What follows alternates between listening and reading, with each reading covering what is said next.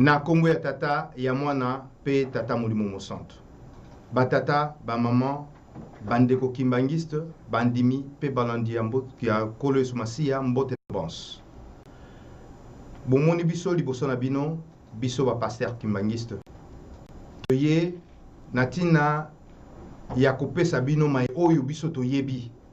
Pambate tolobi tokolanda nzambe na verite bonso. Kolo Yesu Masiya alobi na bayekoli na ye. Bokende na mokili mobimba. Bobongola bapakano bakoma bandimi. Boteya bango likambo ya nkolo, likambo ya tata nzambe. Biso toye natina na likambo oyo bami na 2 Timothée 2 chapitre 2. Ceux qui ont entendu annoncer en présence de nombreux témoins, confie-les à des hommes de confiance qui seront eux-mêmes capables de l'enseigner encore à d'autres. C'est vrai, tous la période où bisogno stotoyebi. Mokili moba ezali ko fêter poko bongama pona fête, il y a le 25 décembre oyo balobi fête il y a naissance il y a Jésus-Christ. Biso toye na tina na kolobela likambwana. Toye tina na kolobela likambwana pambate balobi na osé mon peuple périt par manque de connaissance. Boza la près na bino na bino bolanda na bokebi. Toza na bino banda tango yo ti tokosilisa au moins environ de 19h pardon. Tango wana n'exposé na biso toza na 1h au tokolobela le 25 décembre. Après tokokota lisusu na mayo tali la vraie date de naissance de Jésus-Christ. Oyo sengeli to bimsa na mokimomba ba yeba. Bamituna ndenge tolobi botuna biso. Mais popesa biso petango toloba nanu. Mamituna obosa nango bokomi na papier. Tango oyo tokoloba même après 30 minutes to 35 40 ndebo bandi kotuna ekozala kitoko poto biso nyoso tozala vraiment à la page ya mai oyo tozali kosala. Donc sans plus tarder tokobanda na calendrier pambate tolobi le 25 décembre etali moko likama calendrier outil wapi yango wana nakopesa maloba epa papa pasteur Lungutila ye a mema biso bokebi penda na matina mai oyo etali calendrier. Merci Papa Pierre Nandengi osingai maloba pona ko tondola ntina eta ya calendrier.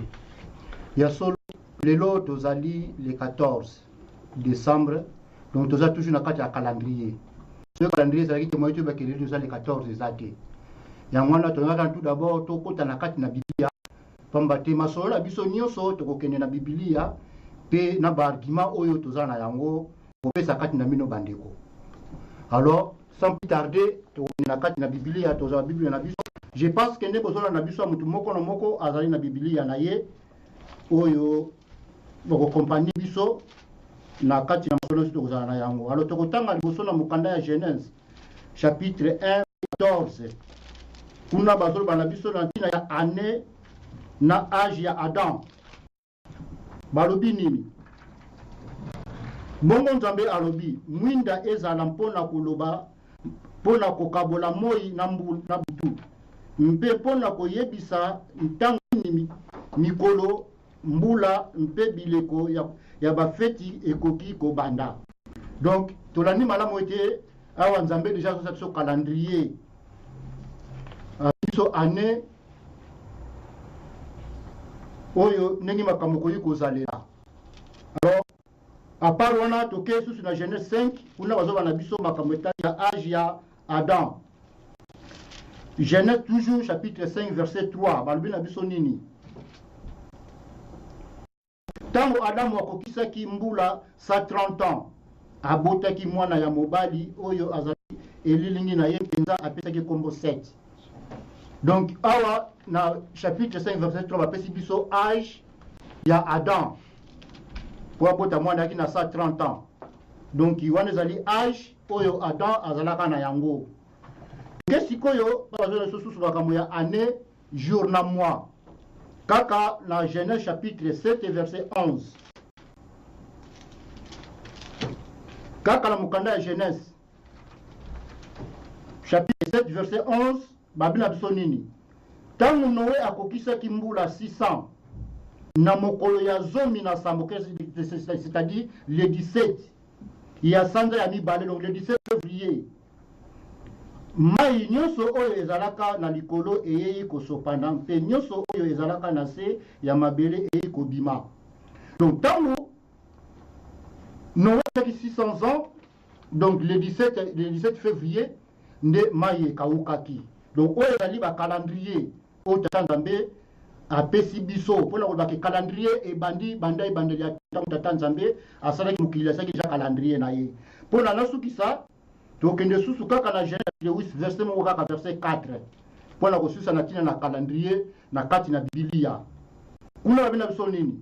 Na mokolo ya zomi na sambo, donc le 17 ya sanza ya sambo, masuwa ekangamaki na likolo ya ngomba oyo ebengama Ararat. Donc batatala ba mama mpona moko aza na Biblia ebandi tolandi ba chapitre topesi mpona koloba ete calendrier ebandi sikoyo te. Banda ebandela ntango tata Nzambe asalaka déjà calendrier.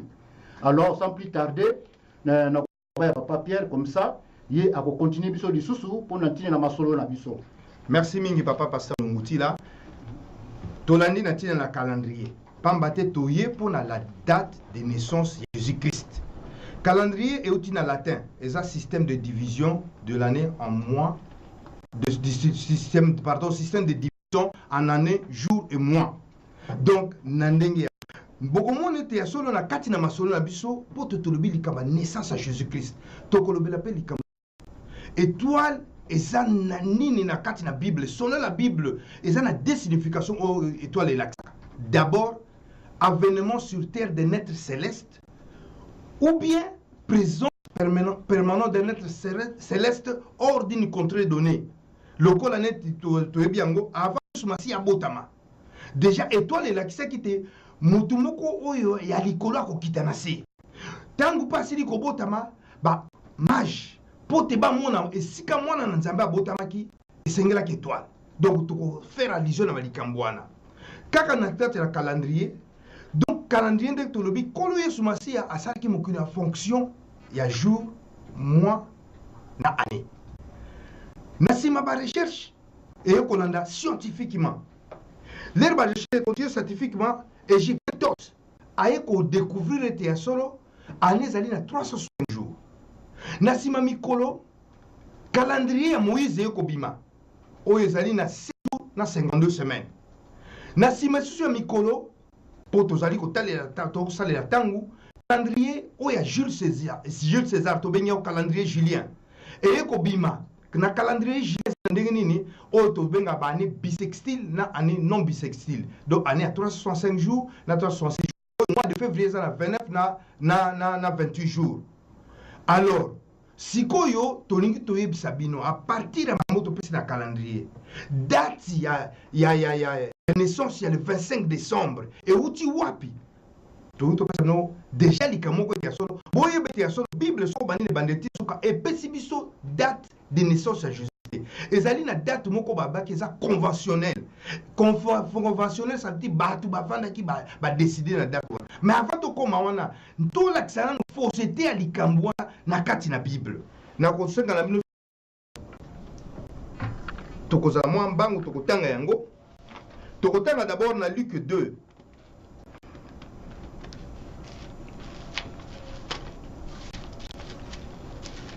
Ndenge papa pasteur ayebseno ete ya solo biso Christ toza na référence kaka na Bible.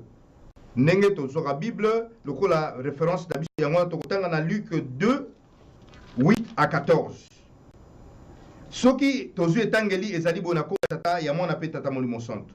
Il y avait dans cette même contrée des bergers qui passaient dans les champs de l'éveil, de la nuit, pour garder les troupeaux. Et voici un ange du Seigneur leur apparut, et la gloire du Seigneur répandue autour d'eux. Ils firent saisis d'une grande frayeur. Mais l'ange leur dit, ne craignez point, car je vous annonce une bonne nouvelle, qui sera pour tout le peuple le sujet d'une grande joie. C'est aujourd'hui, dans la ville de David, il vous est né un sauveur, qui est le Christ le Seigneur.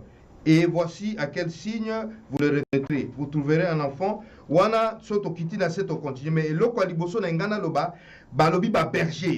Ale toke lisusu natina pour na épingler ba berger na ko expliquer. Toke lisusu na Luc 2 1 à 7. Luc 2 1 à 7.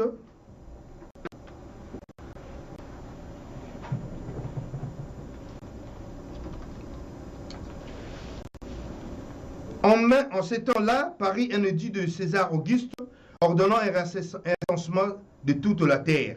Ce premier recensement eut lieu pendant que Quirinius était gouverneur de Syrie. Batata ba maman, et là on a chapitre mi balé wana na Bible l'accès fausseté à le 25 décembre. Pambate bazakola ba berger bazokengela ba pate. Na tangu ya hiver to yebi biso to zabata poto. Okoleka okomona bangombe ndenge da kana sozo kene prophète baza libanda ezalaka te ba bomba bango pambate mauvais temps bio wana moyen bato bazala libanda ezate.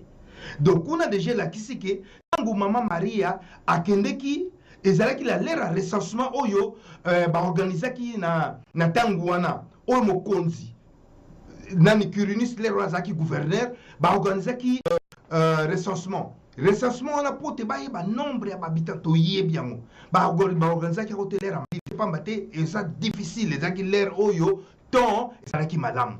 Soko tangele o ba verset mi bale wana otangele mutoza israélien. Olobine que période ezaki période entre avril et septembre. Mais akoyebisa ote que ezalaki entre ndenge mabi mars ti na novembre. Non parce que période on eza période ya malili. Donc après ce période après sa période oyo climat ezalaka ya bien. Eza climat moko ya chaud. Yangona vraiment to solo latina na likambo wana. Tokosola na likambo wana na mkola lelo. Donc tokosola na tina na likambo wana mkola lelo pona koyeba na munene penza likambo nini oyo e salamaki na tina ya recensement. Donc recensement et ko laksa ete naissance ya Jésus-Christ et salamaki l'ère wana te. Bloqué. Naissance ya Jésus-Christ et salamaki l'ère wana te. Donc ezalaki na période ya malilité, ezalaki au contraire na période oyo ya l'ère wana ya otozo benga période moko ya temps ya malamu. Donc date ya le 25 décembre ezali déjà faux na côté wana. Alors tokopesa siko malobena papa JP pour expliquer biso amemela biso na muzindo surtout lisusu 25 décembre alors euti wapi tolobi date conventionnelle papa pasteur Kalonga omeka kolimbola biso na sika wana. Merci papa pasteur Pierre. Ekolandi ezaka ba kimangiste te na ba non kimangiste. Ne ba uti ko bana zo rappeler te. Tina na biso comment ezali a ko réveiller ou ko éveiller biso badi. Tina na biso ali ko éveiller ou ko réveiller mokili. Lingomba etikali tant ezali na kati na maboko ya Babylone. Babylone la grande. Sous Apocalypse. Alors Jésus-Christ est falaya. Vous pouvez te lingomba idi maintenant na maboko ya Babylone. Bongo yimoko akamba yango tina suka na mo. Na kati na ngoni pole ba verri nous allons kobima moko moko na ngo. Surtout saisir opportunité au poto poto mon kena mozindo na likabo ya Noël pour être sans autre zali. Moko na moko azomona babala ndene komi et mokili mobima. Et c'est l'une des grandes fêtes na mokili tout ça. Alors fête en na biso ba chrétien. Et sur le bien sûr le mokote. Depuis combien de temps tout ça est là? Alors nous avons vraiment mieux sur ba papa pasteur mi balité. Non mais ça moi résumé mon moké. Dans mon police que ça botamaki ba yété. Et ça m'a dit 3 siècles. Baromé bazalaki donc ba juif ba juif bazalaki colonisé na ba romain.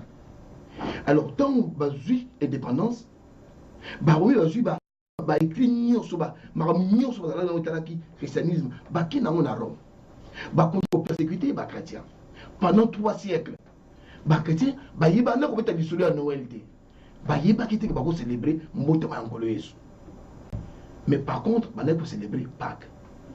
Pâques on appelle biso beta ko continuer de célébrer tim comme mais sous les deux fêtes Pâques n'est tout célébrant au tali Noël différence c'est ça monene. Pâques tu le tout célébrant n'engé ba juif ba na ko salé là. Mais Noël et comment n'engé mususu on est sur le bilan. Alors 3 siècles après l'église est commis religion officielle au papa Pierre Alobi n'a qu'à va concile si faut te compter sur les questions vous allez n'a n'engé ba concile des alliés. Tant que commis religion officielle, après, dans 380, bah commission religion d'État. Et comme religion d'État, donc, bah chrétien, bah comme libre, bah sambe là. Tant on va dire qu'on sambe là, il faut quand même, bah fêtaka. Alors, il va coûter que bah fête, moi, ils arrivent, mine déjà dans mon kili, dans le monde occidental. Bah ça la fête, il y a mine, n'a pas chrétien, bah so keni. Moi, il faut stopper, bah moi, ils attendent. Bah fête, nini. Bah ça la fête, il y a soleil, solstice d'hiver. Fête de Saturnale, et zo bana du 17 décembre au 24 décembre. Fête, il y a soleil invaincu. Alors, la fête, il y a naissance, il y a un dieu au baso benga Dieu Mitra. Dieu Mitra, fête du 24 au 25. Alors, bah, fête moro minene, mais alors il y a ma bête dans les baso célébrant.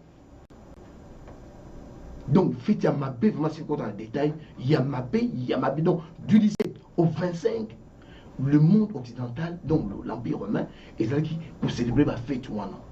Aujourd'hui, pendant la fête, même échange à bas, c'est au Salama. Yo suis moi sinae, avec là les panayo, on a moi si à Oyo. Donc, alors, batou li banda, bat sacrifice. Oh, Dieu Mitra, ne pas Dieu Mitra, à bout à peu près la circonstance, voilà que d'une vierge, à bout de la circonstance, à peu près on a Jésus. C'est non par nous. Alors, le coup là, le christianisme, tant est commis religion d'État, et comment, non, religion officielle, et comme église, religion d'État, bah, monique, pour pas stopper, pour deux raisons. N'est pas pour stopper, bandi, mais pas continuer comme kindara, bah, fait ya ma bête, bah, christianiser, bah, mais bon, toujours fait à mitra et comment, date ya mbotama ya nkolo yesu. Mais avant ça, bah, mika qui, bah, tanta qui quand même, pour la tête, nous te coûte mbotama ya nkolo yesu. Tu fais de la loi nae. Mais le lieu est commis, n'est alors. Aux gens Clément d'Alexandrie, bah pour ça 6 janvier, bah orthodoxe bah tikala si le va faire le 7 janvier, bah pour ça le 20 mai, le 28 mars. Donc bah ça tâtonner. Mais tant bah na concile. Na concile ouais concile de Nicée. Bah yokani en convention, bah tout bah yokani. Concile des alliés bangan nzambe. Na ba docteur ya théologie ba côté va traiter marambo itali foi ou doctrine ya ba église. Et puis là, on va mettre discipline, il y a une église. Voilà. Bakangi était bon, tout le monde, tout banda pour célébrer fête Oyo. Il y a un bouton employé sur Ezala le 25 mai. Pour l'année. 1. Et vous stoppez Bandimi. Pas participer à la fête, voilà, Mitra, Saturnale. Ou va passer à cadeau, ne pas passer à cadeau. Faites à Noël, les ticala, tu ne passer à cadeau. Ou va se moulaner, tout découraka. Né bacha bazocha Père Noël au jour d'aujourd'hui. Mais quand on coach non coach moi parenthèse au place wana. Batata ba maman au tambola na mokili mobimba. Au kamwa ke au mona mwana bache na kati ya panier. Mbala muki ko le ko Père Noël. Père Noël a ça par so mon na moi mko abota mi le so mon Père Noël. Avec que Christmas et badi ou Noël c'est mboka bozali. Mais Père Noël, qu'est-ce qu'il a à voir avec la naissance de l'enfant Jésus? Père Noël, en réalité, à Zanani, à Wutaki Wapi, il à Zanani, à représenté. Bon, on dit, Bakamati, va stopper Bandi, mais pour Bandi, qui dans la fête, on a mis traité, le 25, et comment, naissance, et en colo Jésus. Tant que ça, dans la convention, Bandimi, tout ça, dans le 4e siècle, Bandi, alors, comme à l'époque, et c'est là qui église ce qui est décidé et pas dans mon mobimba facilement. C'est comme au jour d'aujourd'hui, ONU sur les décisions. Bah pour passer dans le pays, on va s'en il y a ONU, bon exécuter on va la mogo. Alors religion pour une décision côté d'Afrique partout. Bah on va pas mignon sur le christianisme. Pas le christianisme. Na forme bango ba lingeliamo etamboli partout. Alors bah imposer biso, bah côté sur la carte ya ben on a pour célébrer fête monene. Nzambe ayena mokili pour libérer, à restaurer Moutou physiquement et puis spirituellement. Kobota manae. Si vous te célébrez, ma bézate. Mais le Lénine te célèbre. Bible peut se permission et le lui le sur Noël. Mais au moins bah chrétien tant bafan de lobby oh. nzambe na bayuda na ba juif baza na désert po abikisa bango na jour to Pâques oyo tofetaka po Pâques ekomi mibale na Pâques alobi botia makila ibi jour oyo bofetaka yango perpétuellement bakoti kotangela bino bongo na jour oyo nzambe ye moko akiti na mokili alati nzoto tokoki kocélébrer yango te eza mabe te mpe lelobi na biso ce que vous lirez sur la terre sera lié dans le ciel. Ce que vous délirez sur la terre sera délié aussi dans le ciel. Donc, donc, et Kamami, tu vas dire qu'on fait des moutons à Nzambe dans mon kili. Mais pendant qu'on a, na lo lenini, on va dire qu'on fait là. Alors, vous voyez, parce qu'on fait ça, qu'est-ce qui s'est passé? Nous allons continuer. Dieu mitra na outi koloba. Satan déguisé comme Nzambe, Nzambe. Baso fete ko botama ya Satan na mokili. Na kati ya ko botama nzambe wana baso utiliser ba sapin, baso utiliser ba bagi, ba ou ba symbole. Na ba rite bazali ko salela. Ezali ba symbole na ba rite ya fête moko païenne. O baso glorifier pe baso ko adorer Satan na kati na biso. Pour ba symbole baso utiliser chaque symbole et ça a une interprétation spirituelle nango. Ya maku ya malamu. Ce qui est à Malamou, Dieu soit loué. Ce qui est à Mabé, beaucoup de malédiction sur la famille, sur la maison ou sur une nation. Alors, le Lénini, depuis plus de 10 siècles, 20 siècles aujourd'hui, Bakelté, nous avons continué à célébrer fête de Noël. Le Lénini va remettre va me la kibiso. Bande Konanga, Bande va me la kibiso va remettre, tous va remettre l'église catholique. Et ça, au bon maté, Barchi, vous allez tout relaxer Sabino. L'église catholique participait beaucoup plus dans le mélange, il y a paganisme, il y a christianisme. Et c'est bon bâti, tout ça dans photo relax, pas passer dans le ici. Au jour d'aujourd'hui, Pape, on a démissionné, a commis livre, la date de naissance de Jésus. Et ça sur internet, sur la date de naissance de Jésus sur internet, au moment où Pape Benoît XVI. Alors dit que oui, c'est vrai que Jésus a Boutamaki le 25 décembre. Mais Boutamaki date nini. Et vous mettez le temps où vous l'avez, et vous pouvez se passer. Convention et salami, batou sur la soirée, batou que oh, et dans la convention. Et comité est à solo. Et si et lundi et fandi, bandime l'indengwana. Et comme pour la conclusion, et combien passe. Bisso, tant où vous l'avez, tant premier chef spirituel, la biso, papa dernier na Kunti, Joseph. Azalaki, à l'objet la biso était, on connaît à Boutama le 25 décembre. Mais bah jeune bossa la recherche. Pambate, l'ikam autondémie tout ça na katia conseil écuménique des églises. C'est-à-dire bah église ni so chrétienne ou ils ont na katia conseil wana tondémie l'ikam. Donc tout ça na pour tout détruire. Il faut tout même date nini, au longoli, au remplacer nini. Argument des convictions les alliés nini. Non aux anango.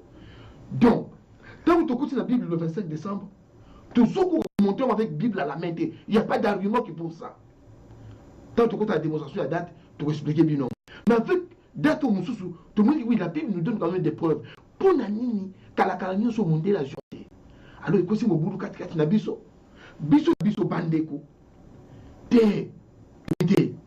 Pour nous bander le balou monter. Et c'est pas un bazar. Bakimon c'est ça maillé de côté de Bamindele. Pour nous place là. Ça croire que donc il y a que l'homme blanc qui peut être mieux inspiré. Alors c'est une erreur. Bandekonanga, toujours célébré, n'a coupé ça, n'a pas Pierre, ah mais qu'on peut expliquer les binos, bas symbole, il a fait autopénie Noël le 25 mai, n'a pas on a concile de Nicée, n'a 325, dans le but convention, boyo kani, tout que tout va pour célébrer, tout bon la fête oyo, au basali pour célébrer, mbotama ya Dieu Mitra, bas Saturnal. Bah ça a 7 jours pour fêter, tout comme ils sont mbotama ya Nkolo Yesu Christ.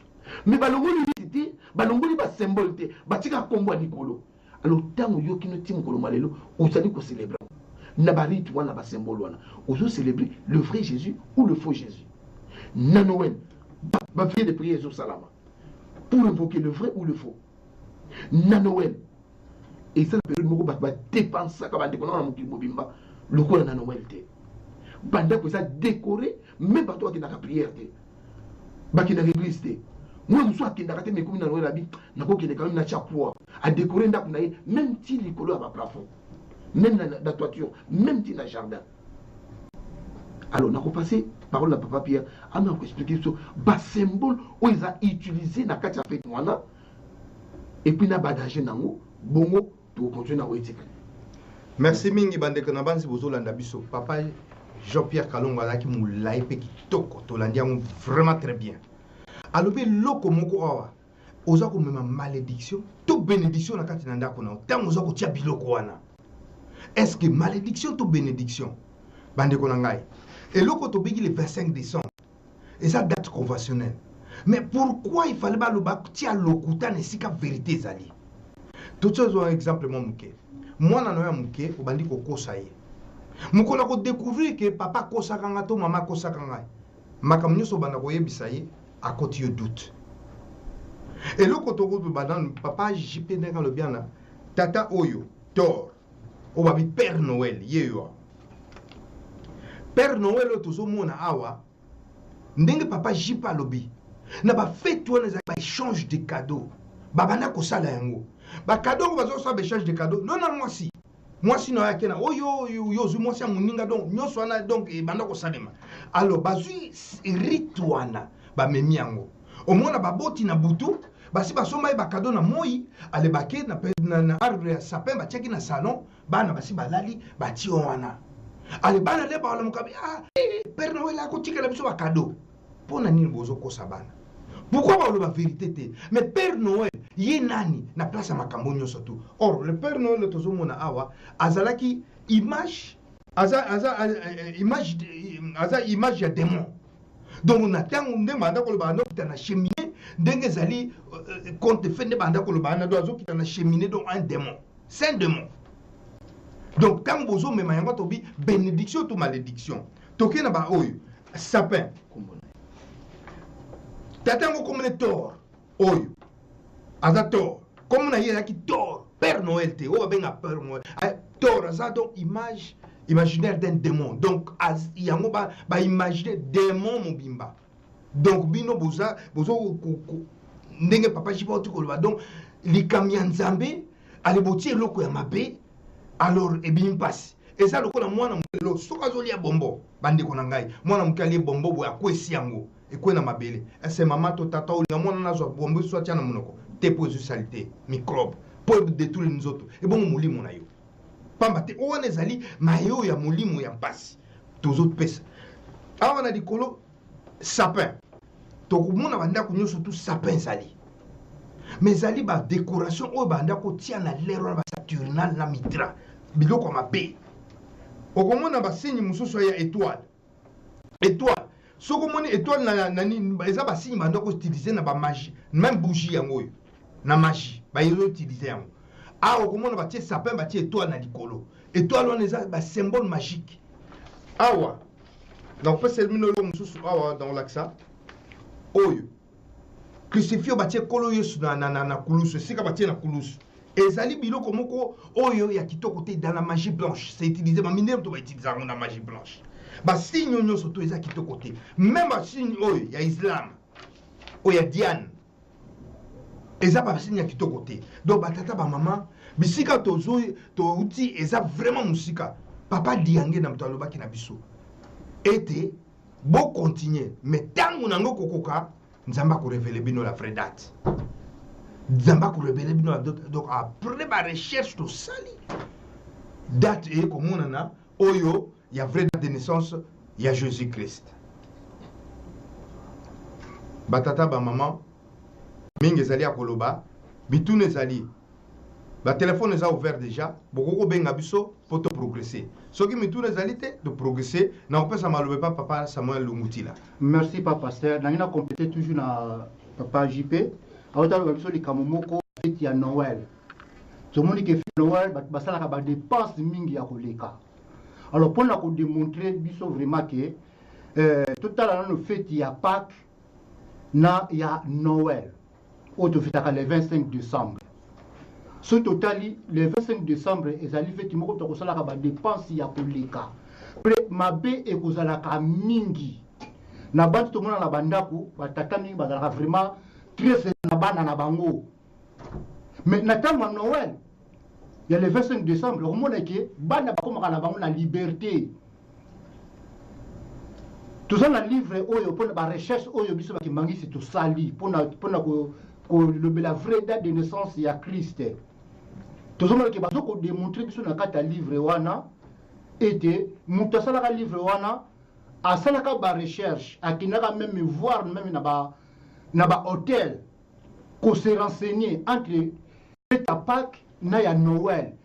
Tant ni ezali ke ba hôtel ba salaka ba mbongo mingi. Babi vraiment été mbongo basalaka na Noël jamais basala ngo na Pâques to na ba fête mususu pambate et donc eza date moko fête moko satanique bana ba okena na hotel mona papa ba boti batiki bana leleza ezali Noël bana bo s'amuser na temps de bana ba profitaka mi omona ke bana pe basalaka mobulu ya koleka mais surtout tant na fête ya Pâques batata na ba mama to komonete.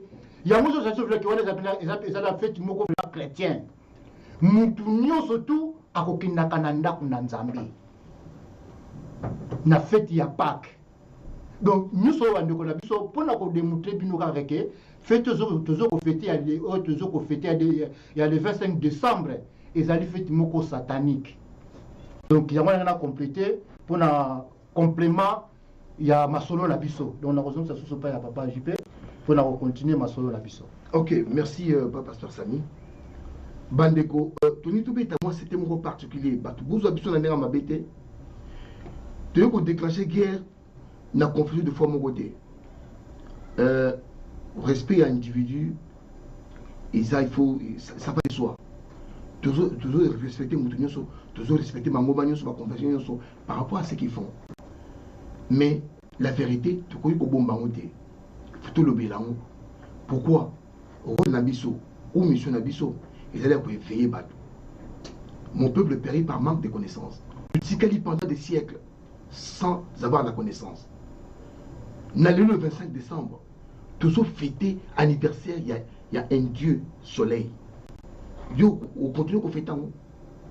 Namokili, au Bukamwa, Bakonseil, il fait salama. Yaminene. Au cas où il y a une réservation,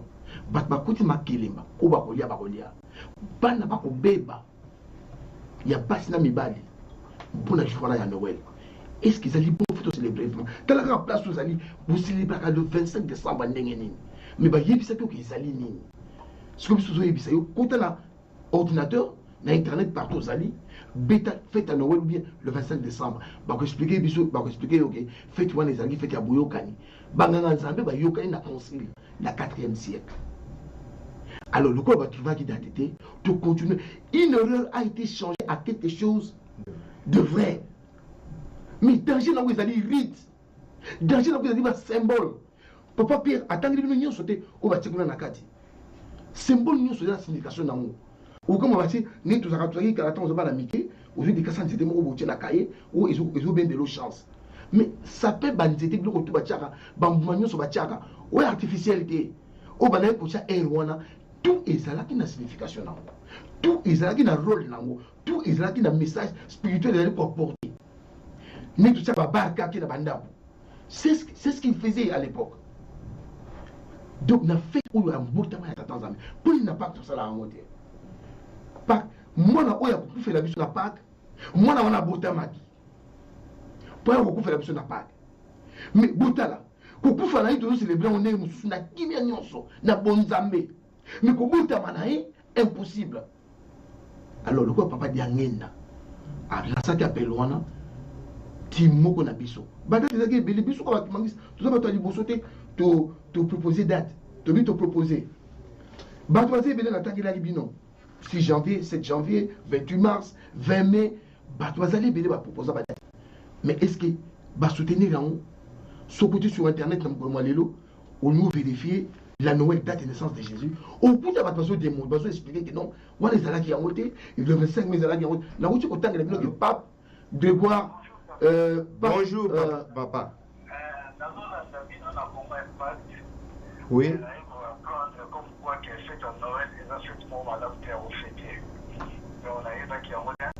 Donc, si vous expliquez un peu plus, pour comprendre que celui qui a fait, il y a un chrétien, mais il y a aussi que la fête pour ma paix a fêté pour la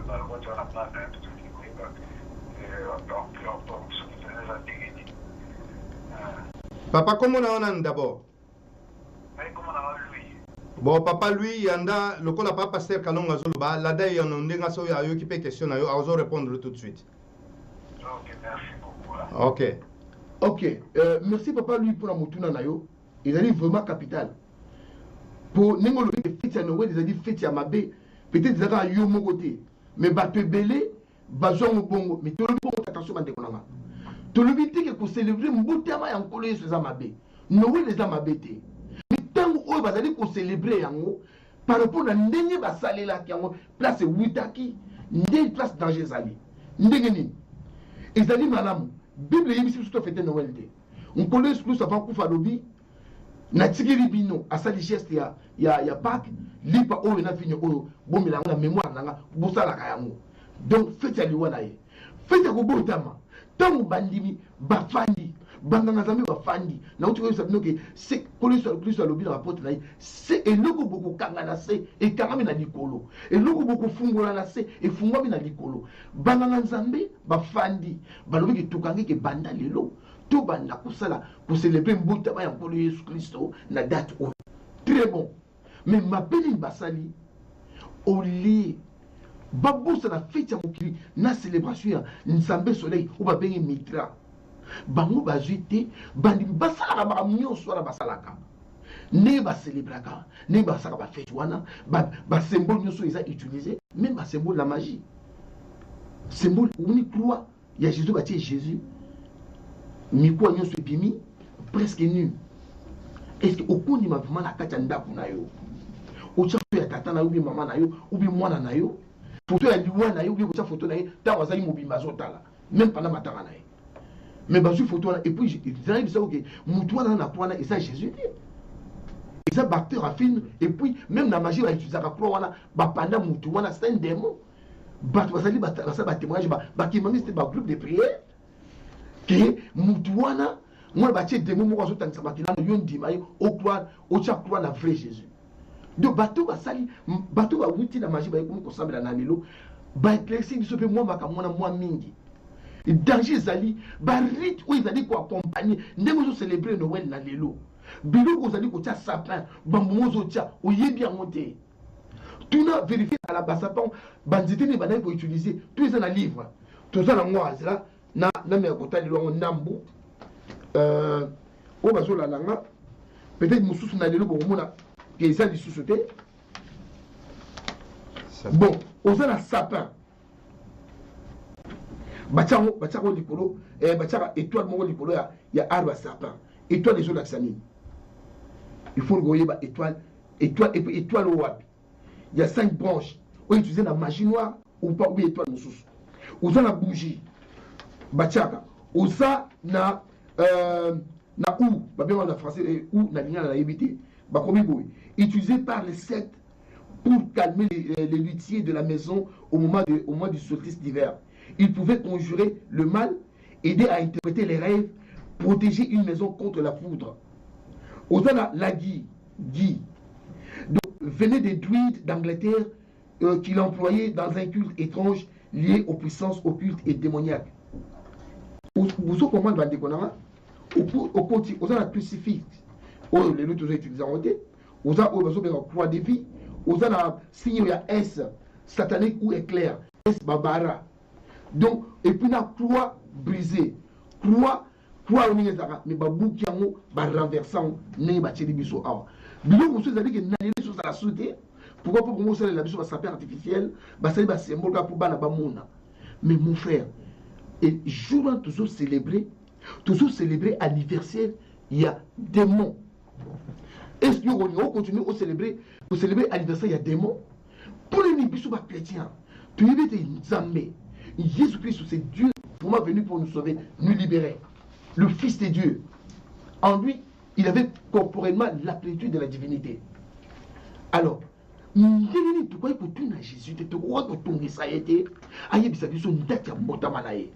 sommes restés pendant des siècles. Tout de suite, date et anniversaire, bateau, nous sommes à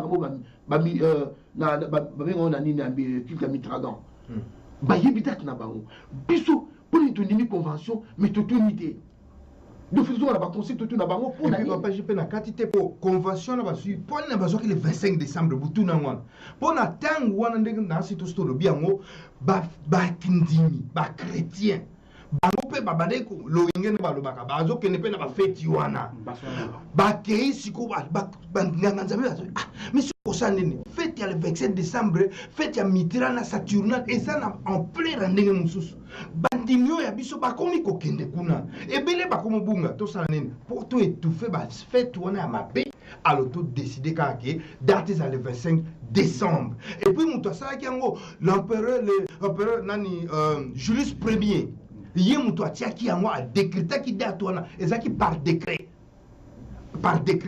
ndeko nanga nemba solo bana toko kena la vraie date pamba te tozolongola oyo nini toko pesa bino oyo après ba recherche oyo salami donc en tout cas yango wana nasi na mutuna na yo donc oyo ko pesa o tunaki e yano na bazi oza satisfait na ndenge papa jipa lobi na ndenge mukena bakisi bon alors ndeko nanga so comprendre que toujours lobi là tout le la confusion là que fête ya Noël pour célébrer Noël mbotama ya Yesu tout ça contre yango te tout ça contre la date où nous bâtons biso na Boukani le 25 décembre date wana bibliquement qu'on supporte en moitié date wana et ça dit pour la deux raisons n'est pas ni bandeli n'est pas père bakisi pour la deux raisons tout soit date bien mbotama ya ngolo Yesu Christ et puis tout stopper bandimi ba kendaka na ba fête ya mokili nzokande ba pandi sous fête ya mokili l'anniversaire wana bien na monde mobimba pendant 20 siècles bouta dégâts nini d'agir to vivre nango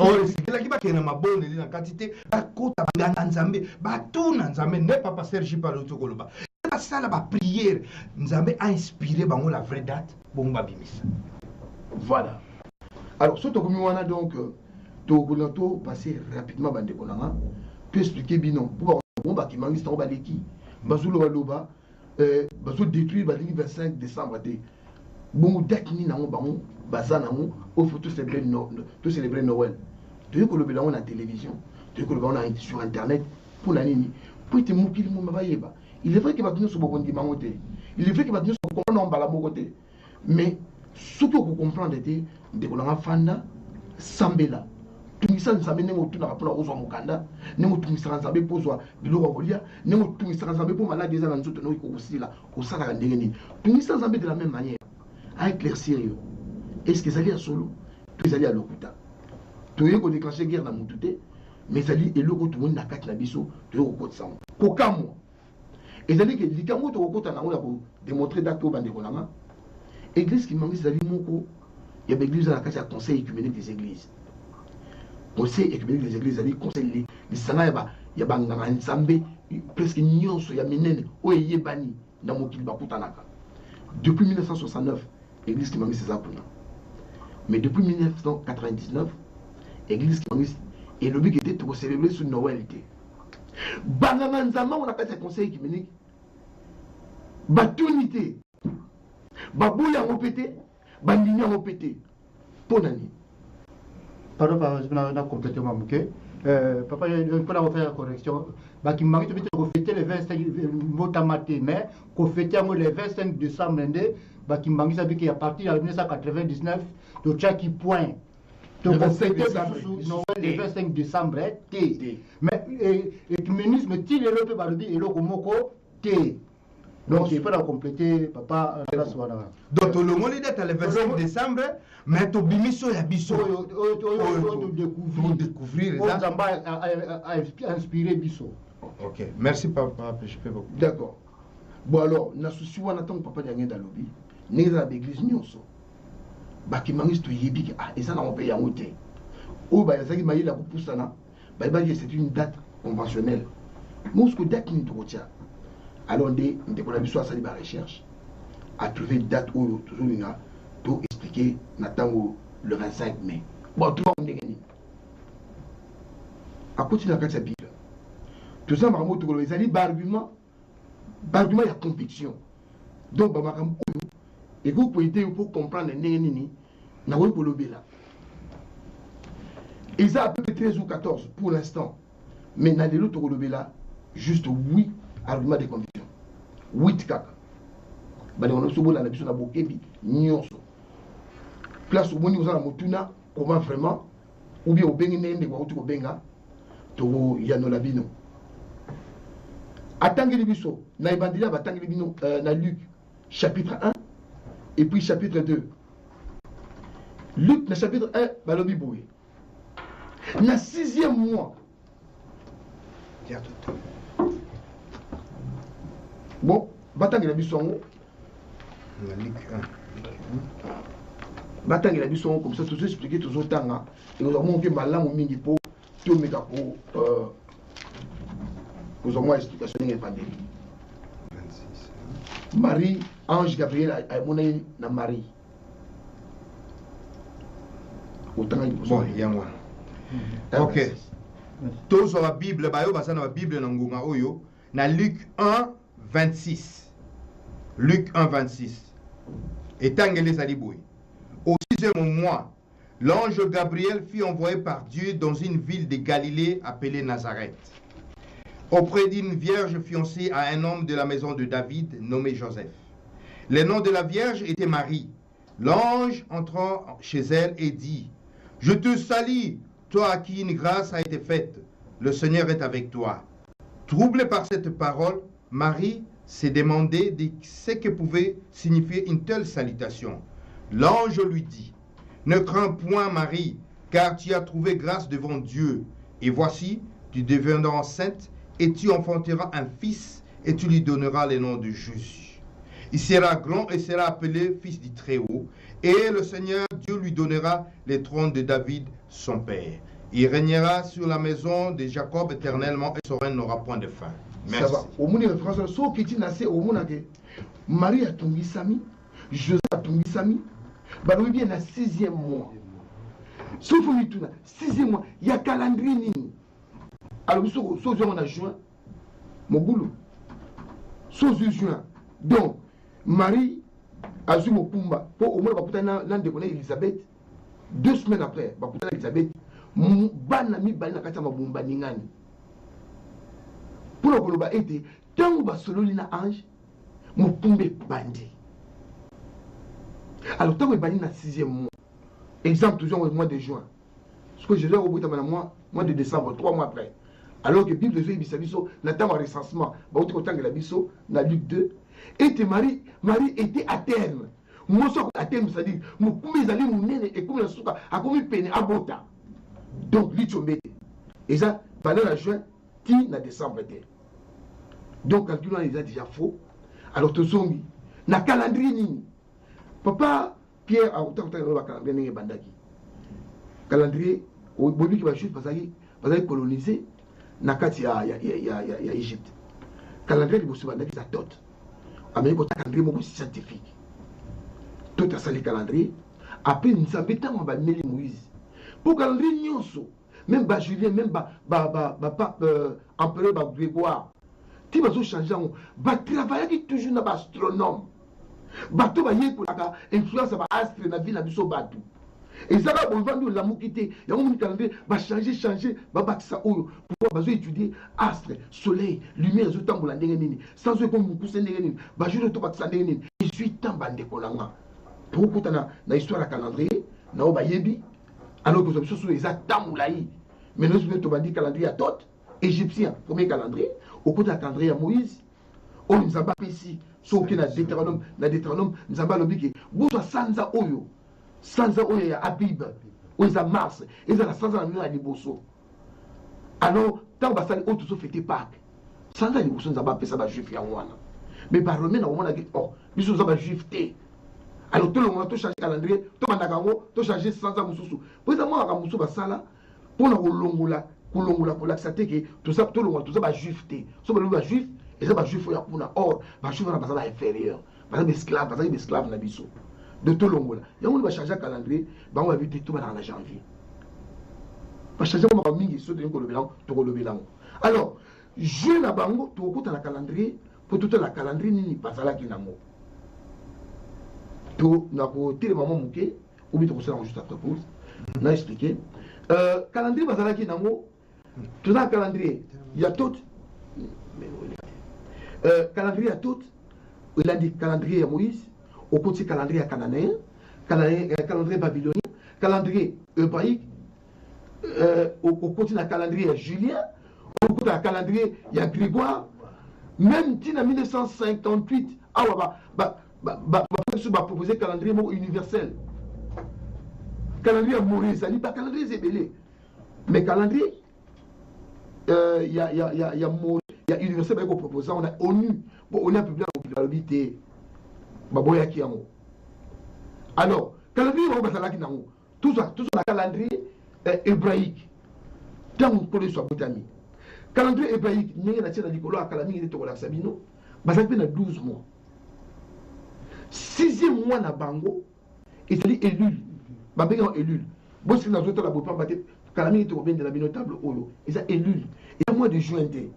Alors, il faut que nous là. Élul n'a pas correspondre et pas Nabiso, n'a moins nini, période nini. Calendrier, tout ça, la correspondance va calendrier. Argument, il est beau. Tout ça, ne fait que simple comparaison. Mais nous avons pour exprimer notre relevé là, 8 arguments. Des convictions. Il y a des choses qui ont la foi. Tout ce qui est la foi. L'astrologie, l'astronomie, 3e, tout compte la recensement, 4e, tout compte la récolte, 5e, tout compte la consultation prénatale, 6e, tout compte la calcul prophétique, 7e, après tu reçois un autre calcul. Il y a un calendrier, pourtant la bombe, date de naissance, tout peut-être la date de naissance ou la date de décès, tout est la date de naissance. Tout est la magamini et copé ça, biseau. Voilà les arguments de conviction, bâtimangis, s'appuyer dans. Donc on va vraiment malembe avec des démonstrations surtout possible, de façon que yon tozolanda, au comprendre, sur les questions ali, au tuni, tout yanola, au moins la démarche ni to sali. Et date wana, ce que tout cela, n'engeni to célébrer par rapport à 25 mai. Donc ce que nous wana, to sali, moi pose, mouké, nous avons un argument de conviction. Merci à tout à l'heure.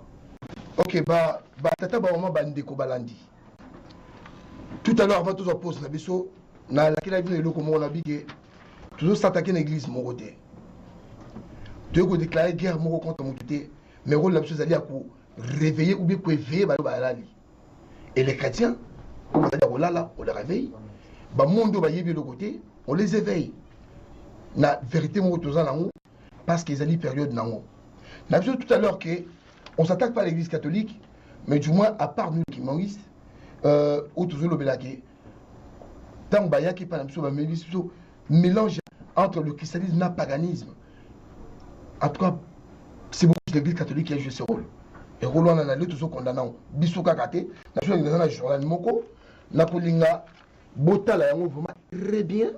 Botala, Ezali, Awa, Epimi, et pas il y a Banglais. Bakomi, papa so regretté, ba péché. Il y a Masumu, il y a l'église naé. Bakot na détail, tu sais, vous Pape Jean-Paul II, hein, il statue, il y a Jésus sur la croix, et puis il y a Simiano. Dans la détail, il y a Makambo Bakomi, Pape a regretté Makamoni. Bakot na mozinoté, mais aux chapitres, il faut vraiment en détail pour expliquer qu'est-ce que l'église catholique, en tant qu'église mère, nous a amené, nous, où nous a apporté, nous, en Afrique. Alors, Bissot Tosali, sur condition Papa Daniela, il y a eu une démarche qui a été faite, une découverte qui a été faite aussi, suite à des démarches Wana. On a vu que tout ça, élément, il y a conviction. Donc, tout ça, oui, élément. Oyo, et Kouki Kouide Bissot, pour tout à l'heure, avec la Bible à l'appui, n'ingénie, oui, qu'on défendre, date au Moussoussou. Tout là, qui sait déjà que le 25 décembre, la Bible est alité. Tout quand on concile, l'Ikantia Malam. Mais ma belle danger côté pourquoi n'est toujours ça les là-haut nous sommes des anniversaire il y a Dieu Mitra non au coup il y a un mélange ils ont adultère spirituel et pas donc mon collègue quand c'est comme ça ensemble nous sommes comme anniversaire il y a Satan pourquoi vous changez en côté pourquoi vous tournez ça mettez biso tout là il y a on te expliquer tout ça ba élément élément Mwambe. Il y a des choses à dire foi. Foi, ils ont des condiments. Bata, maman, on est toujours dans le condiment. Les autres choses, mais la colobéla, tout prouver, tout démontrer. Mais Dieu n'a pas besoin de démontrer. Tant que nous avons fait ça, ordre, il a fait une révélation. La gloire de Dieu, c'est de cacher les choses. Celle des rois, c'est de les sonder. Donc, nous avons découvert Makambu, à la gloire. Mais ça m'a la gloire. Il n'a pas intérêt à expliquer les Kambu en détail. Après, c'est le 10 commandements. Alors, Adam et Ève, n'a pas nos commandements. Ce qui voulait moment au profit. Mais expliquer le rôle de Jésus à la matin. Donc, biso plaisir na biso et sali ya koyeba. Alors, mais natang wakal batu mingi ba mama na biso, batata na biso, ba de biso ba kinda classe te. Soki lingoma aider la bango, aider bango na condimate. Alors, ba kondika kondima ba tout ça il te. Donc condiment, la foi vient de ce qu'on entend. Ce qu'on entend vient de la parole de Dieu. Une révélation, il faut beau lever la hango. Alors, ça là la condiment na rambo toujours loba. Soki vous na condimate, si tu n'as même pas la foi, et vous n'avez même pas soin de Maganzambe, Dieu existe. Donc par la foi, nous croyons que Dieu existe. La foi, ezali démonstration, il y a Maramo, tout le monde a besoin de qui est ezali. Ndaksani. Hébreux chapitre 11, verset 1 à 3, et c'est une définition à la foi. Pour autant, donc sans condiment, vraiment, tu peux écouter la même awate que Oyo Toussali, ezali bonzambe. Et bande konanga. Ceux qui ont la maille, la bonne moto, Nazo y sabino ke biso to côté matin pour la démonstration il y a vraie date de naissance ya nkolo Yesu tel lokuta ponde ba mindele ba sala yango bango to mindele sur Bible bango ba kosi sur classe ndi ba découvrir makambo ko lega biso mais faut faire parce que nzambe faut kota alors on dit mi faut ndima kondima ba biso ke oui kolo Yesu abotama le 25 décembre te lingoma na mune kangiango alors ndima zala na kondima poto na kata lingomba wana biso tondimi papa dangi da lobby chef spirituel de l'église qui mangiste da lobby tondimi to za ni pila ko to te. Alors argument yami ba les alimini eza astronomie batata ba maman astronomie ezali science oye yekola étudiaka position ya ba astre influence nango position ya ba astre na kati ya mokili les autres découvrir que non mabele terre est autour du soleil. Et ça, là, 365 jours. Et ça après 4 ans, il faut récupérer. Et ça dit étude. L'astronomie étudie à Eloguana. Pour étudier l'astronomie, pour les temps où on connaît ce que ce soit beau tama, astre bimi. Papa va servir à Tanguy Bisso. À lobby, ba mage, tu as deux groupes. Ba ange, ba berger, ba to ba lisse, ya ba pâté, ba monaki, ange abimeli bango. Apesi bango nouvelle basoki na condiment foi na bango babi oyo tomoni soki kimona meso soki vision ezali ya solo.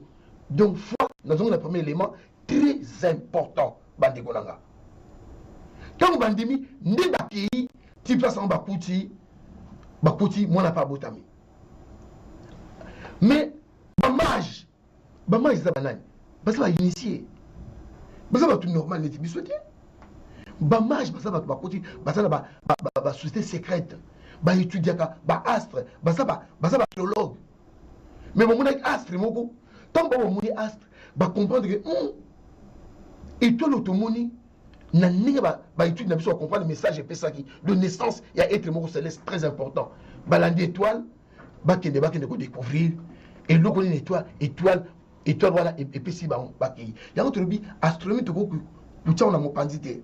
Alors eloko nini eleki ntango mikolo eleki tomoni baastronome ebele baye koloba parenthèse toza na Kepler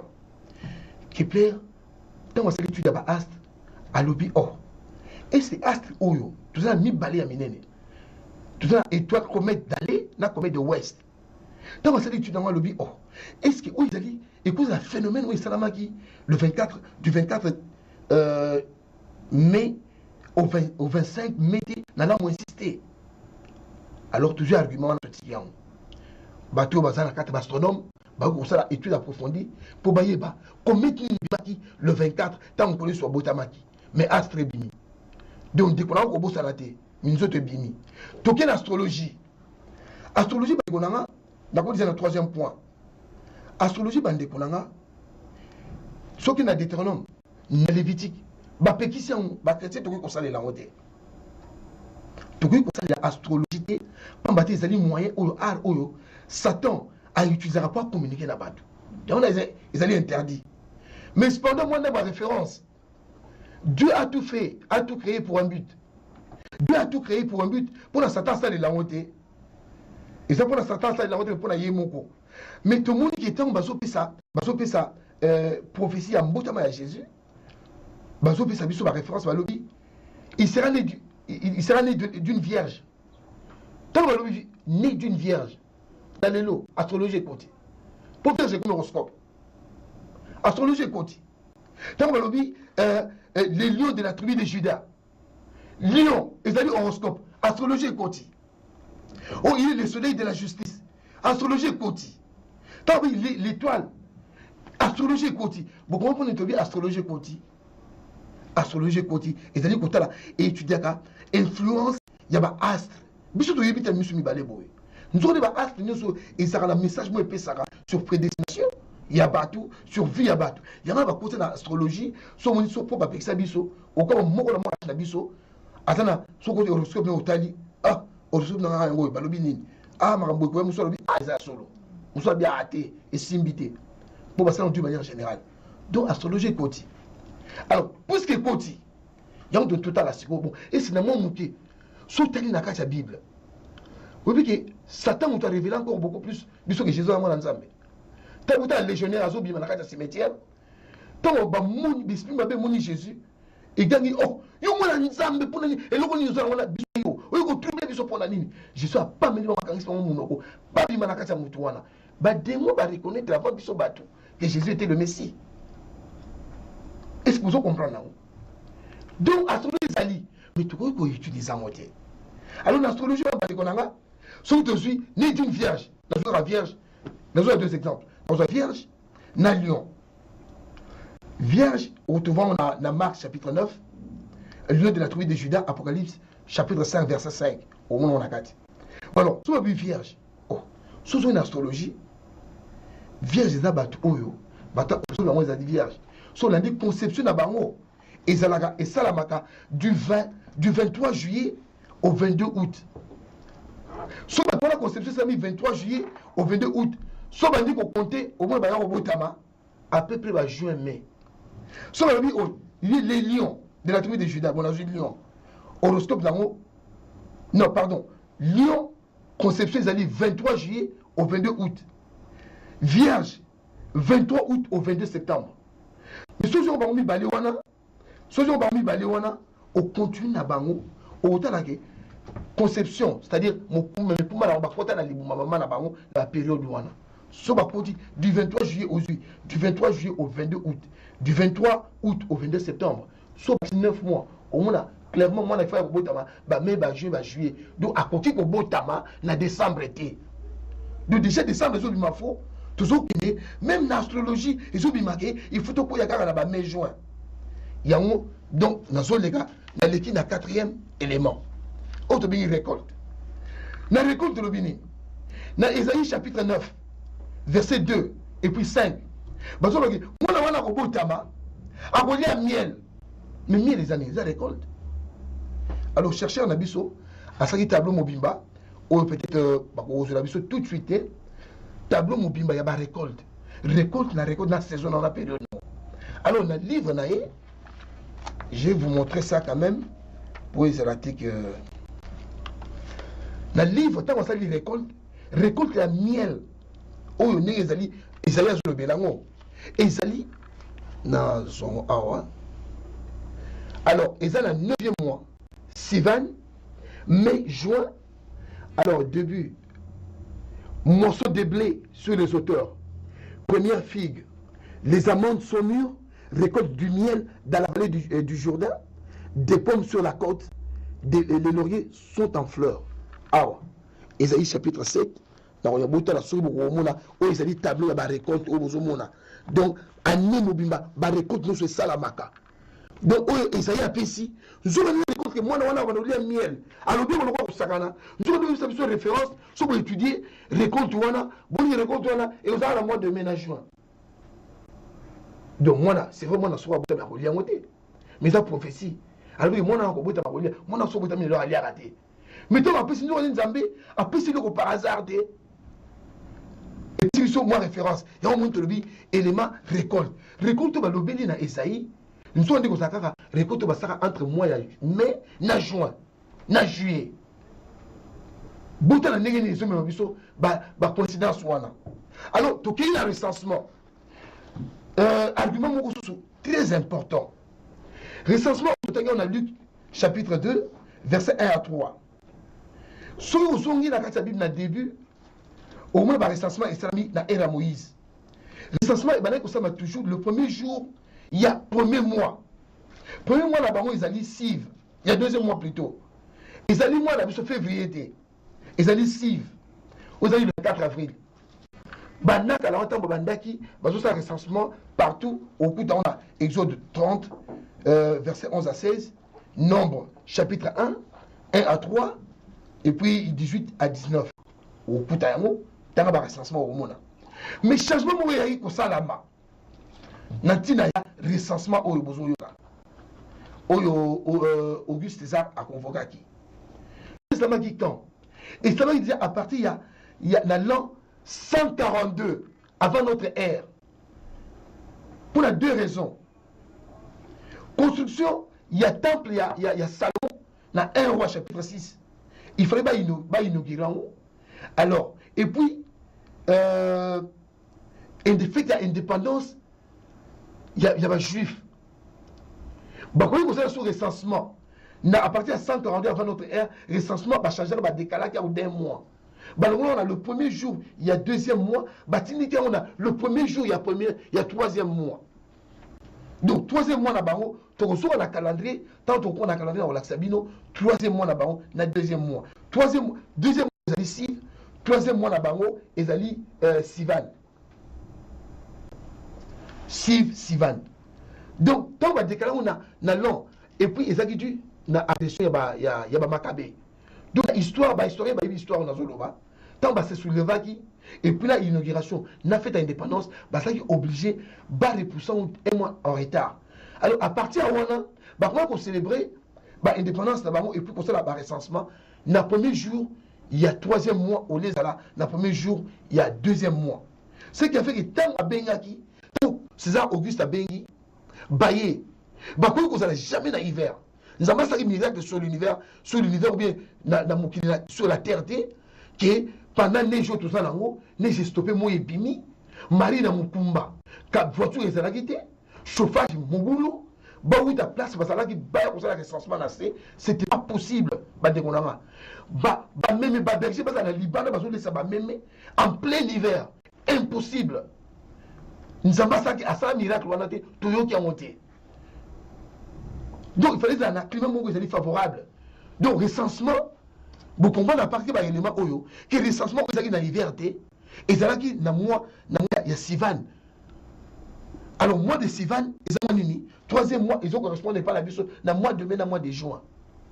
Donc, quand on a expliqué correspondance, alors, moi, n'est donc, suite à l'Okoana, nous devons changer qui recensement là, premier jour. Premier jour, il y a deuxième mois, on a premier jour, il y a troisième mois. Depuis 142 avant notre ère. Alors, on va continuer l'habitude. Dès que tu mets César à bien ici, sur toute la terre. C'est vrai que c'est une façon de dire, toute la terre, donc, Afrique, partout. Or, il n'y avait pas de recensement à cette époque-là. Donc, côté de l'Empire, côté Bazalaki, recensement de Zalaki, l'un des grands recensements. Soit il est ce n'est pas nous, à nous les Kimongistes, qu'il faut demander. Il faut retourner dans la juif. N'a pas comme une Bible. Expliquer Bisso, recensement Zalaki ou pas. Mais historien, au moins, Bakota, changement, n'est à partir à Moïse, Salomon, comment ils ont dû changer, date il y a recensement à Bango. Donc, date épaissie, tant qu'on a le premier jour, il y a deuxième mois, na pour relation avec le calendrier de et ça le 24 mai, le premier jour, il y a troisième mois là-bas. Alors, ceux qui m'ont Bayaki, Marie, Baye pour la recensement. Place des athées à Rola, là-bas, avec Obota Bibouele, Nanda Bibouele, donc du 24 au 25. Donc, je dois vous le 25, mais Nanda Bibouele, Alors, tala partout, bande konanga, s'il faut laisser ça même, il faut matite bota. Alors, ils ont un climat favorable été. Ah, bah, tout ça, pour toi, na été, sur le jardin, na simandako, au kata matite lembi. Au kati 2 semaines après, il faut kata 2 semaines. Na hiver matite botate, bah, c'était kaouki. D'ici, bah, il lima oyo. Donc, végétation déjà, et climat, ils ont l'acceptation que ça ne pouvait pas être en hiver. Donc, il fallait que ça été. Alors, tu as des stations de ça été. Alors, na et là, on a calcul prophétique. Calcul prophétique, tu as Daniel chapitre 9, verset 24 à 27. Et là, oui, bon. De préférence que vous avez mis un attendre bien mon à aider, pardon. Papa Pierre, s'il vous plaît. Ils sont tout autant nango bandekonanga, vous êtes patient, vous avez calculé en prophétique. Ils ont juste un calcul prophétique. C'est-à-dire qu'il faut vendre, professeur et le binini. Partir aux zongo, pour la nini, yo, sur la partie, au tigre parti. Ils ont calcul prophétique. Daniel, chapitre 9, verset 24. Bon, Tokotanga na Daniel 9, 24. Ce qui te dit, Angélé Zalibo na combat tatamon na pe mon mosante. 70 semaines ont été fixées sur ton peuple et sur ta ville sainte pour faire cesser les transgressions et mettre fin au péché, pour expier l'iniquité et amener la justice éternelle, pour sceller la vision et les prophètes et pour oindre les saints des saints. Amen. Non, attention. Au petit la 27, oui, ça parle de la 27, 24 à 27. Après la promulgation a eu lieu jusqu'au venue du Messie, il y a 7 jours, 47. Ok, donc 9, c'est juste combien 24 à 27. Ok, volume Isaiah 24 à 27, je me suis arrêté un peu avant. Donc, on a verset 25 et le Biboué. Sache-le donc et comprends. Voilà. Depuis le moment où la parole a annoncé que Jérusalem sera rebâtie jusqu'à loin, au conducteur, il y a 7 semaines dans ce 62. Zongela sous-partie, voilà 25, Bandela. Sache-le donc et comprends. Depuis le moment où la parole a annoncé que Jérusalem sera rebâtie jusqu'à loin, au conducteur. Jusqu'à loin, donc jusqu'à la venue du Messie, voilà. La version Moussoussou. Au conducteur, il y a 7 semaines dans 62 semaines. Voilà, stoppez, voilà. C'est important. Donc, depuis la promulgation, quand la prophétie que Jérusalem a rebâti, jusqu'à la venue du Messie, il y a 7 semaines, et puis 62 va continuer. Bon, pour chercher à sourire dans 7 semaines, ça c'est une prophétie. Voilà là où Dieu intervient. Si Dieu n'est pas avec vous, beaucoup quoi aboutir, c'est quoi la visibilité tout à l'heure. Namakambo, ils savent que les sont plus intelligents que tout le monde. Il y a eu ce qu'on appelle la révélation dans cette histoire. S'il n'y a pas révélation, alors pourquoi qu'on soit en côté? Il s'est arrêté là. Oh, révéler. Est-ce que tu ne comprends pas que des promulgations jusqu'au jour où le Messie viendra, il y a 7 semaines. 7 semaines, ça fait combien de jours? Ça fait 49 jours. Bande Konanga. Or, promulgation, on a basala qui en haut, selon l'histoire, et c'est le 14 Nissan, l'année 538 avant Christ. 538. Alors, ce qu'on dit à 14 Nissan, on a 14 Nissan sans convertir. On a calendrier na bango. Au convertir, on a calendrier na biso. Et ça dit le 7 avril. Sauf le 7 avril, au 49 jours, le 7 avril, Banako Longola, bêtement. Bon, et tu bien, on calcul prophétique, alors ils ont vraiment prophétique. Au bandit le 7 avril, plus 49 jours. Aux autres qui ne bêtement, aux autres comme jour sous les aussi là, pour ça, le 25 mai. Calcul prophétique. Donc, ceux qui nous ont intervenir, au cousin, on comprend tout lui, mais pourquoi qui mangue, ça c'est une révélation. Ça, entre parenthèses. Est-ce que vous comprenez autant on a Néhémie chapitre 2, 1 à 8, on comprend, je me souviens. Autant on a Esdras chapitre 1, 1 à 4. Donc, et sur le Béarab, il y a calcul prophétique, Jérusalem vous a rebâti. Bon, Alors, tu vois, on a l'équipe, la consultation prénatale. Consultation prénatale des années. Ils ont dit calendrier, donc, consultation sur ça, on a l'élo. Le temps où on a calabassé avec l'équipe, parce qu'il y a un côté. Biso de lui toujours ça, on n'est pas GP, en Grande-Bretagne, on n'est pas docteur, maman soit du Mokumba, docteur a calculé, a dit, ah, bah régler un sou, c'était quand? Ah, d'accord, à ça dit qu'il y a des biso qui bouillent, moi, on a aux environs, il y a date bouillée. Il y a un calcul, donc, consultation prénatale. Bah, il y a déjà qui moi, on a date bouillée par rapport à ça. Et puis, au moins, sur la date, il faut qu'on revoie, on doit faire quelque chose. Alors, Jésus, oh, bah, il y a des biso qui nana ko parce qu'on a tableau na linga caméraman faut se à cause à tableau na tabino correspondance à calendrier pour y on est dans le bela tout de suite là alors beau comprendre et là on a le ça là oh il a mis corrélation des calendriers bon on a commis calendrier cananéen babylonien hébraïque et puis période correspondance calendrier na biso na calendrier tout ça nango na ti calendrier julien puisque le calendrier est toujours célébré les lots. Partout, ils allaient calendrier, il y a calendrier grégorien. Autour de les lots le 14 décembre, l'an 2013. C'est le calendrier grégorien. Alors, mais le calendrier à la hébreu, ils allaient qui oyo. Premier mois, ils allaient premier mois, ils allaient deuxième, ils allaient ils allaient na mois d'avril. Alors, quand Ange Abimeli Marie, na 6e mois, 6e mois na bango, ils avaient élu le botala. Na commis premier mois, na bango. Et ça correspond à 4e mois na biso. Puis 2e mois na bango. Et ça correspond à 5e na biso. 6e na bango, et ça correspond à 9e mois na biso. Au tombé septembre. Le période voilà na nina calendrier. Et ça correspond à exactement septembre na biso.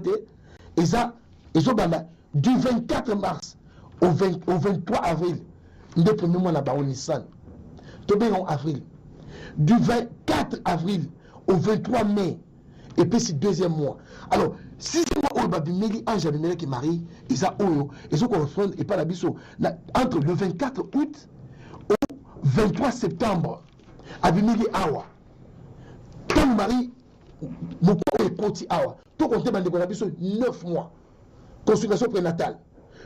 Tout combien na tire. Premier mois.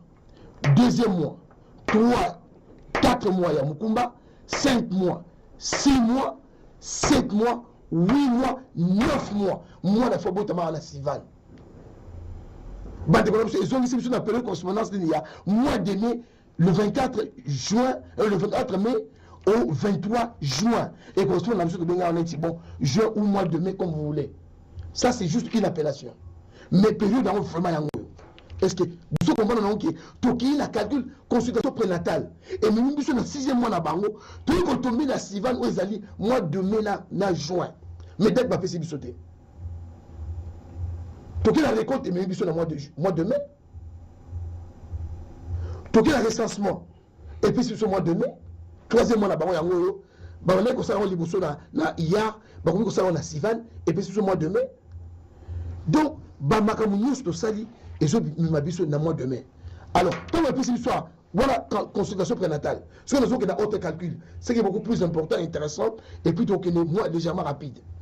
Donc, caméraman, on a toujours un abisso pour expliquer ce qu'on. Autre calcul, on les aligne. Tozali, tu y es dit que vous êtes marié déjà. Tu y es dit date de naissance, il y a encore les sautés, il y a encore des bouca. Tu y es bien noté. Mais au moins, tu y es dit date de décès. Moutou, tu y es dit date de décès. Puis tu as tu vas dire que na liboso tout qui t'a dit na ciment tu dois découvrir tu dois la soki et comme me la biso wapité il y a autre calcul toujours ça là dès que c'est encore ce qui manque c'est to bimisian so que na livre na Bible de Jérusalem aucun na tob okumuna ba sebino tant que tu vas sur ma Pâques ba comme bino qui non Jésus est né à peu près en l'an -6 donc ligne du temps oyo so nous sur la peut-être ce question est mais tu as expliqué la ligne du temps n'a pas de problème ni ça mais ligne du temps tout ça nango yango bisto ba tout ça là toujours la date il y a beaucoup fa ya Pâques tu as vu que connaître que ça sala qui 3 ans et demi à Moussala a fait 4 Pâques Sauter le livre Jean, ils ont eu 4 Pâques. Ce qui fait que 4 Pâques, ils ont eu 3 ans et demi. Abandonné, nous sommes légèrement avant Pâques à Liboso. Pâques à Liboso, il y a mis 1 an. Il y a mis dans les petits, il y a mis ça depuis 2 ans. Il y a mis ça depuis, il y a mis les petits 3 ans. Allez, à Koufi la Pâques. Donc 3 ans et demi. Tant à Koufi, à Sédou, ça dit 40 jours. Or, mission n'a été 3 ans et demi. Sauf qu'il y a l'Apocalypse, chapitre 12, et je peux 42 mois ou 1260 jours. Donc, nous sommes dans un Dieu de précision. Bah, c'est la précision de l'Apocalypse. Il faut faire très attention si Dieu ne vous révèle pas. Le Saint-Esprit soit révélé, vous comprenez ma gamme, c'est une révélation qui est dans l'Apocalypse. Tant la personne vous expliquer que moi, la botami, Satan m'a dit l'Apocalypse 12. Et puis, moi, pendant 42 mois, il fallait aller ça. Et puis, Satan a bondi sa mokili. C'était là, déjà, mission exacte en Colosse dans Mokili. 3 ans et demi correspondait à 42 mois ou 1260 jours. Tu as vu déjà mission là. Tu as vu que Jésus a commencé son travail quand il avait environ, Bible de lui, environ 30 ans. Or, dans le nombre, bon, moi, je vais expliquer bien, ok. Na juif na coutume na bango muto ko yiko bana musala te soza na 30 ans. Donc Jésus a 30 ans.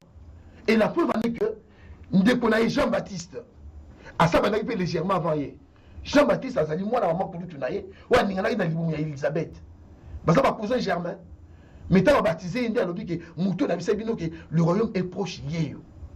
Abani presque même période. Ou abadi légèrement avant ou à lundi. Pourquoi?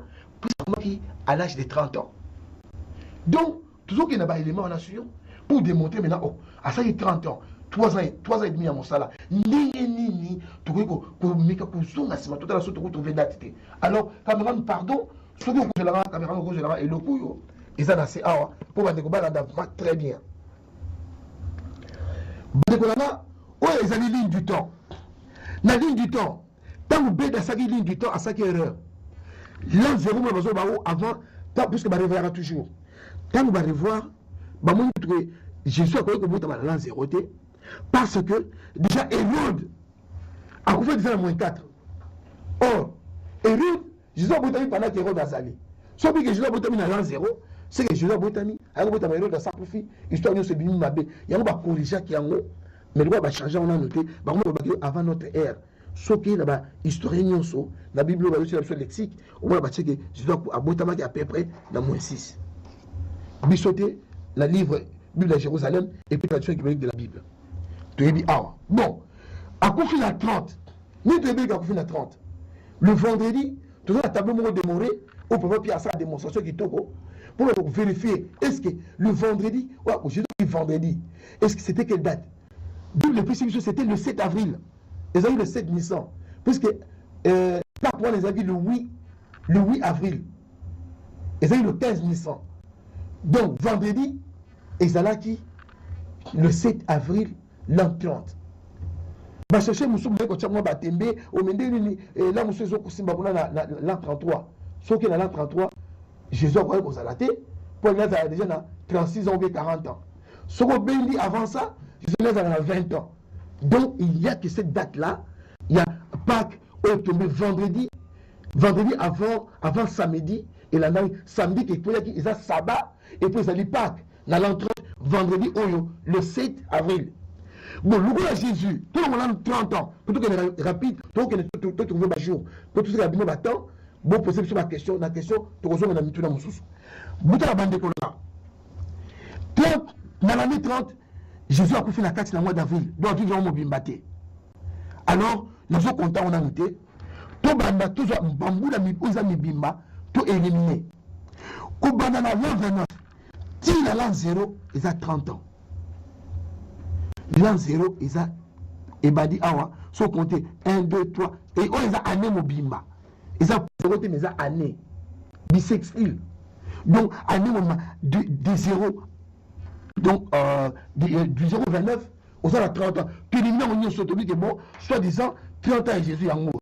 Tu traînes à 3 ans et demi, on faut éliminer moko, et puis ça me toute la date qui va faire ça.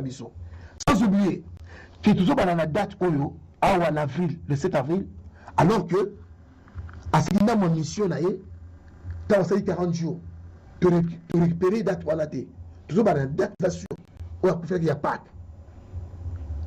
Alors, donc, quand on a besoin de nous, tout ça, de l'an 29 à l'an 0, toujours à 30 ans. Tout ça, dans l'an 30. L'an 30, Jésus a dit à 86 jours. Pour on s'en juste le mois de janvier, février, mars, là, 7 jours, il y a avril. Donc, et ça, il y a 96 jours. Dans l'an moins 1, sur le minimum, au niveau de tout ce qui est dans moins 1, 2 années où vous avez l'arrêt, et vous avez une année blanche, existaté.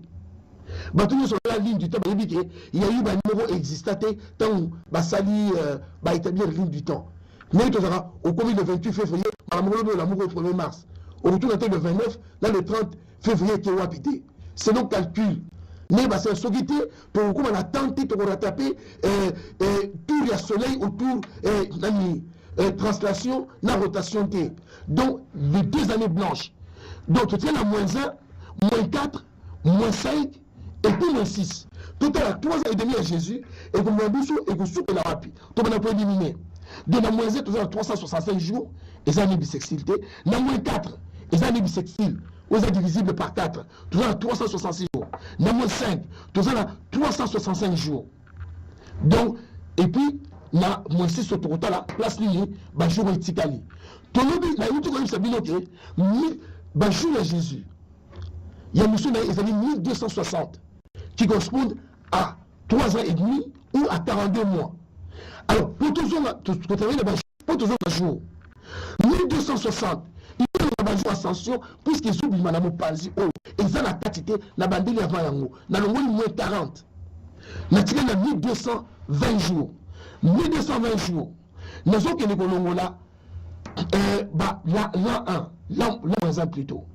L'an moins 1, il y a 365 jours. Kobo Salate, à part 40 jours dans le Mongolia, dans le Mongolia, dans le jour de la ville, 96 jours, dans le Mongolia, déjà, dans l'an moins 1, il y a 269.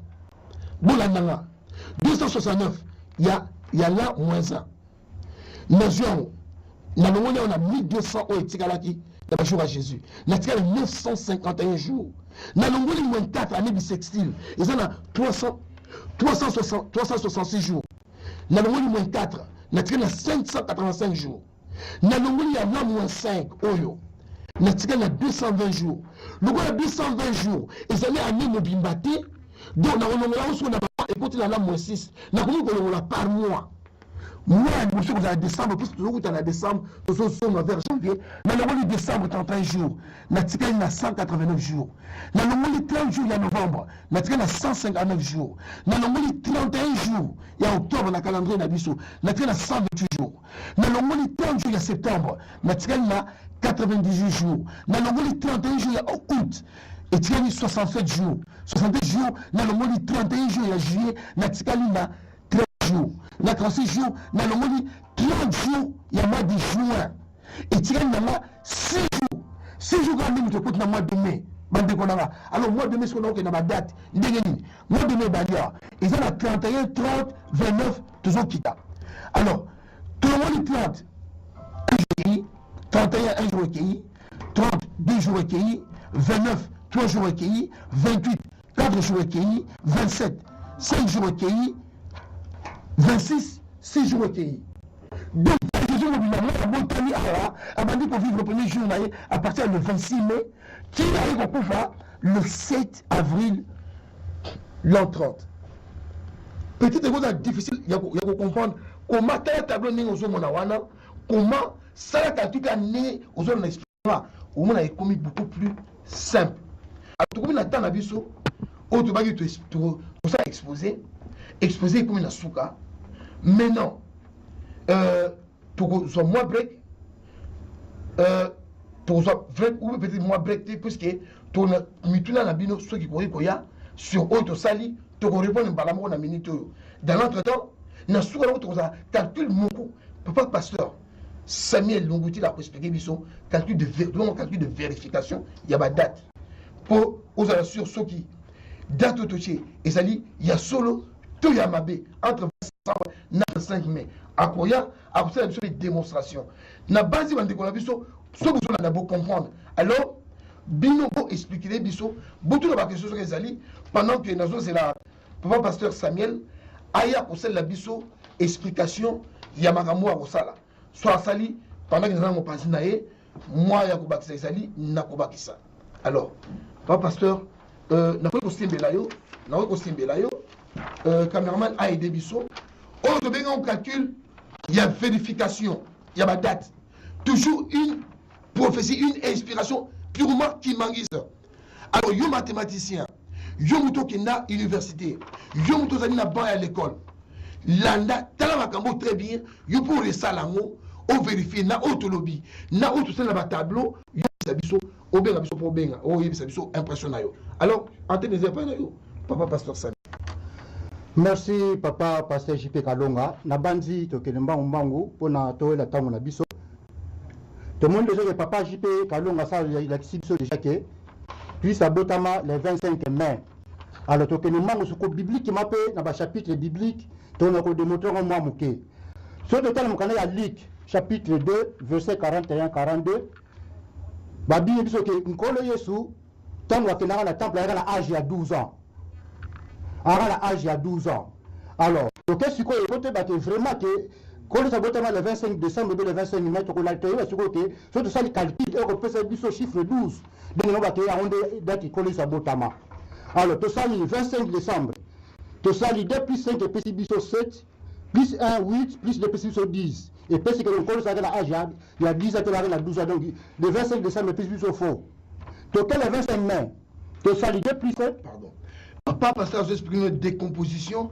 il y a des chiffres à tout ça la addition il y a des démonstrations ezali 25 décembre na 25 mai total là au moins puis ils ont concordé de ça qu'un collège Christ à l'âge de 12 ans à côté d'un temple on peut ça chiffre 12 donc ils allaient vrai sur le chiffre 12 ils allaient fausse date alors il y a ça déjà le 25 décembre par des précipitations déjà un chiffre 10 fausse à chiffre donc est-ce que le 25 mai 25 mai, tout ça, tu calcules 2 plus 5 de PCBISO 7, plus 5 de PCBISO 12. Donc, automatiquement, quand ça a l'âge à 12 ans, donc le 25 mai, il y a un PCBISO, vraie date, il y a Christ. Alors, tu sais toujours la Bible. Tu es dans Matthieu chapitre 26, verset 14 à 15. Quand on a vu son unité, Jida a été 30 pièces. Alors, tu as la calcul. Le 25 décembre, tu as le 25 plus 12 de PCBISO 35. Il y a encore le 30 de PCBISO faux, ça c'est faux. Tu as sur le 25 mai, tu as le 25 plus 5 de PCBISO 30. Donc, toujours dans la confirmation que ça va être le 25 mai. Tu as le sous la troisième démonstration. Par rapport à ça, tu as déjà qu'il y a l'âge de 33 ans.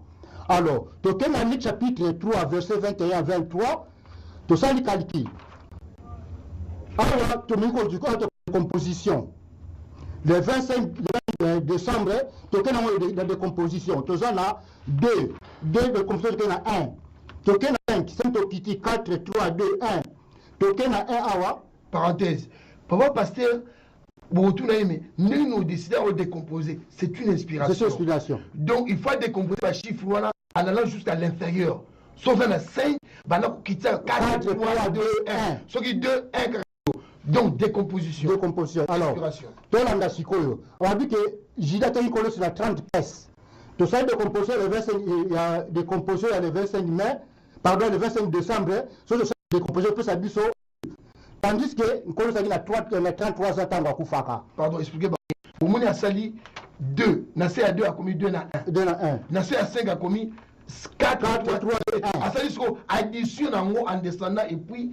Sommation nango donc la bandi toujours dans la tableau à na saleli donc 2 plus 1 PCBISO 3 de 5 à 1 et PCBISO 15 donc je traditionnel 5 plus 4 plus 3 plus 2 plus 1 pour PCBISO 15 alors 1 auto qui dit automatiquement pour après 0 2 plus 1 PCBISO 3 c'est ça le calcul 3 plus 15 PCBISO 18 plus 1 PCBISO 19 plus 3 22. Alors, tout le monde était, j'ai encore, pardon, quand le salaire à 33 ans, pardon, à 33 ans, mais voilà, à 22 ans. Donc, le 25 décembre, le PCBISO, faux. Donc, qu'est-ce que le 25 mai? Tout ça, il y a quand même des compositions, tout ça qui a 2, tout qui 1, 5, 4, 4, 3, 2, 1. Ah, en fait, tout ça, on a 5, 5, 3, 4, 4, 3, 2, 1. Tout ça, il calcule. Tout ça, on a 3. 3 plus 15, c'est 18. Plus 15, c'est 33 ans. Donc, quand on s'accoupe qu'il a âge à 33 ans. Donc, il a démontré que ça, tout le monde est toujours. Le 25 décembre, c'est ça, c'est force à chiffre. Mais c'est quoi Bible qui va vendre qu'on a un chapitre qui a tout ça là, tout temps la Bible. Non, tu dis que c'est qui manque c'est ce que bien démontrer le 25 décembre la Bible na ko de muto ko ko so abotama na date wana te. Donc Bible alors que finir tout ça à partir de OK, ko so abotama le 25 mai. Donc vraiment yango donc bande konanga bomoni mayo to sali donc calcul tout bien au calcul de vérification. Tu ne trouveras ça nulle part ailleurs. Que papa ou dans une inspiration, on a calcul de vérification. Alors, ça, on a belé. Donc, calcul de vérification. Et puis, que oui, date le 25. Et ça justifie, ben, élément où ils ont la carte. Oui, arguments de conviction. Sauf que sur Internet, au bout de papa comme il livre, ils ont détruit le 25 décembre. Ma date nous soutient. Pourquoi? Tu bah, troisième, il dit, Noël. Bah, puis, c'est date. Biso, bah, qui manque. Pour proposer une date le 25 mai. Ce qui est la démonstration comprendre était quand on a bon de Konanga. Jésus, c'est un Dieu qui répond. Il est vivant. C'est pas juste Dieu, il a un mode de vie. Il a ma formalité. Tout n'a pas ma boulot on a assez date mes alimini. Tout ce qu'on célébrer mbotama ya Nzambe, mokolo ya mbotama Satan. Tout ce qu'on ça la yangote. Alors, on va passer à Mituna, Bobé Nabiso, sur Mituna, et vous allez être possible à 5 minutes. Après, tout le break, Bongo, tout le monde de la Bissomoko, Sabino. Ok, alors, merci.